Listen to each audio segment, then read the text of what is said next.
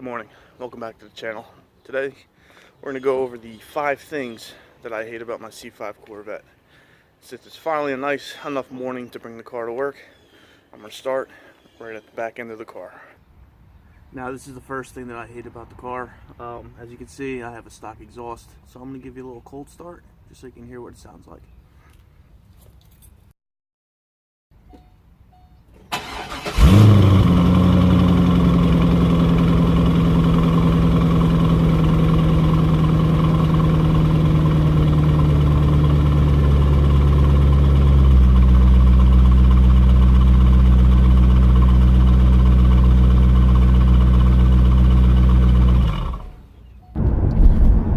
Way into work today, I figured I'd just let everybody hear the exhaust sound from inside the cabin.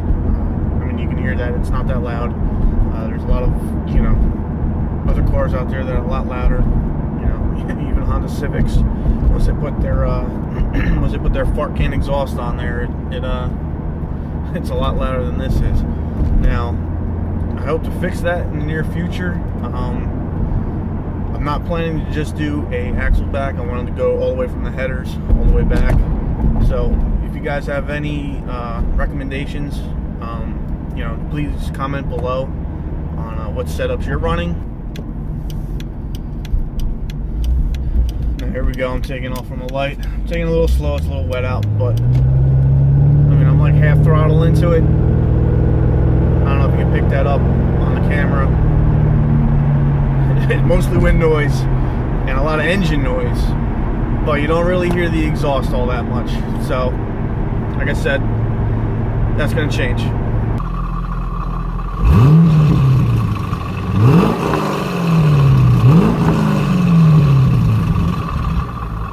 Now I'm going to stay at the back end of the car for number 2. Number 2, I mean, the car gets dirty. Now I don't mind that it gets dirty. I actually like cleaning the car, but just one spot that gets notoriously dirty on these cars that I actually kind of hate is right here on where the taillights are. Now right now it's clean because I cleaned it the other day, but I'm about to take off here and go to work, and we'll see what it looks like once I get there. Now I just got home. I drove about 20 miles today. I'll show you a little bit of that dirt that gets stuck on the taillights. And you can see that dirt right in there. I mean, gets caked in there pretty good sometimes. Right now it's still pretty loose, but after a little bit of time, that'll get caked on. Number 3, it's definitely pieces of the interior. Now a lot of people complain that interiors are very plasticky, very old.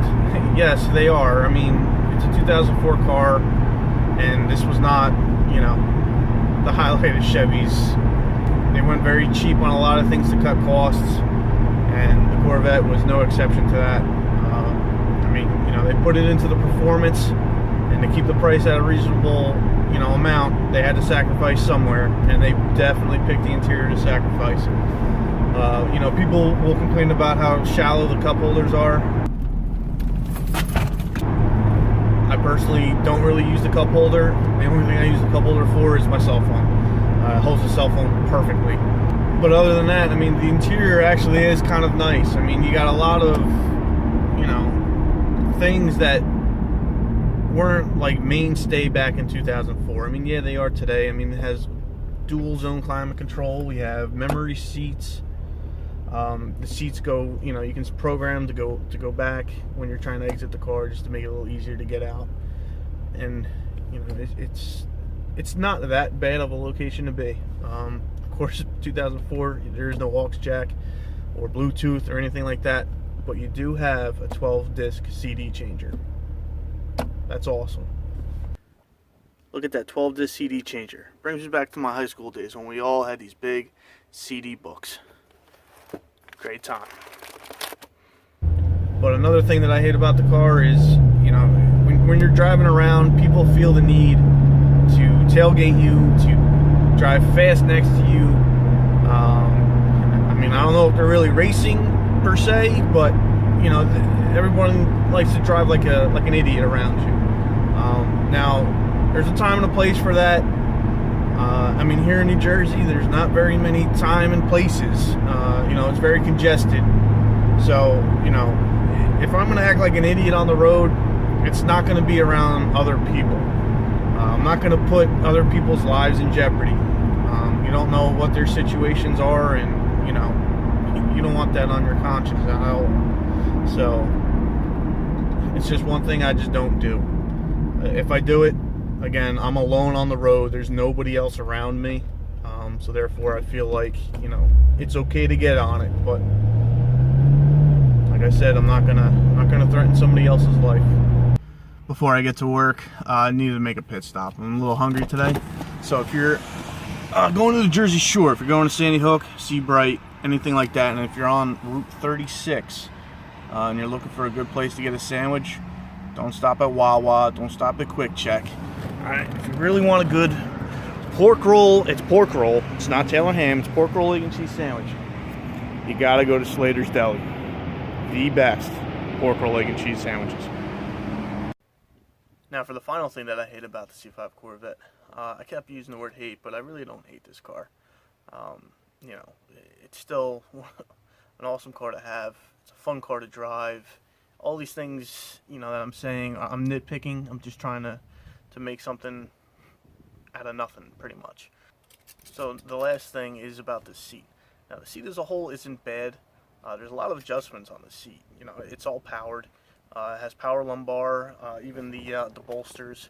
You can there's like a little bladder in there that, you know, will inflate and kind of squeeze you and hold you in a little bit.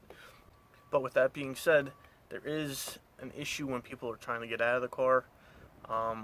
You know, the car is low to the ground, so people try to get leverage in order to get out of the car. Now, when they do that, a lot of people will put their hand here on the bolster so they can push themselves up. Now, the issue with that is, I mean, as you can see, my seam is starting to stretch a little bit. Now, I've seen other C5 Corvettes that seam is completely ripped. So, in mine, it's just starting to stretch. I personally, when I get out of the car, I don't push on the bolster to get out. The passenger seat is starting to stretch a little bit too, just with passengers doing the same thing. I personally just put my hand here, and then kind of that's what I use to leverage myself to get out of the car. So that concludes today's video on the 5 things that bother me about my C5 Corvette. Please comment below and let me know what bothers you about your C5 Corvette. If you like what you see, please like and subscribe, and I'll catch you on the next video. Have a good day.